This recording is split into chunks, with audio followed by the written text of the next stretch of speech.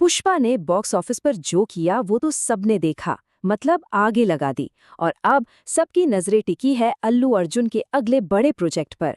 तो चलिए आज बात करते हैं उनकी अगली धमाकेदार फिल्म राका के बारे में। सबसे पहले तो उस एक नंबर की बात करते हैं जिसने इंडस्ट्री में हलचल मचा दी है। 900 करोड़ रुपए।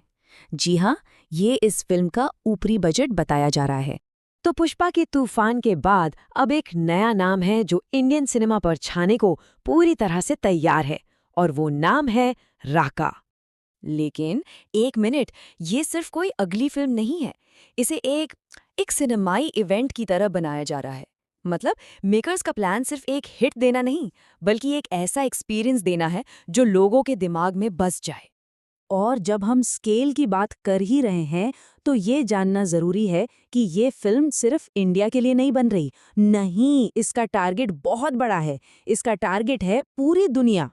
और इस बात का सबसे बड़ा सबूत क्या है? ये फिल्म एक या दो नहीं, बल्कि पूरी 9 अलग-अलग भाषाओं में रिलीज होने वाली है। मतलब इरादे बिल्कुल साफ हैं, एक ग्लोबल फिल्म बनाने के। अब जाहिर है इतने बड़े ग्लोबल प्लान के लिए पैसा भी वैसा ही चाहिए। 800 से 900 करोड़ रुपए। इस बजट के साथ ये इंडियन सिनेमा की सबसे महंगी फिल्मों में से एक होने वाली है, ये तो पक्का है।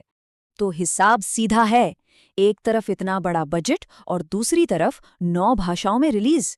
ये पूरी स्ट्रेटजी चीख चीख कर कह रही है कि टारगेट सिर्फ इंडिया नहीं, पूरी दुनिया का बॉक्स ऑफिस है। अच्छा, बजट और रिलीज प्लान तो ठीक है, पर अब आते हैं इस फिल्म की सबसे मजेदार और रहस्यमयी बात पर, जिसकी शुरुआत हुई इसके पहले पोस्टर से। मतलब जैसे ही फिल्म का पहला पोस्टर आया, सब हैरान रह गए। अल्लू अर्जुन का जो लुक उसमें दिखा, वो इतना अजीब और अनएक्सपेक्टेड था कि सबके मन में बस सवाल ही सवाल थे। तो सवाल ये उठता है कि ये है क्या?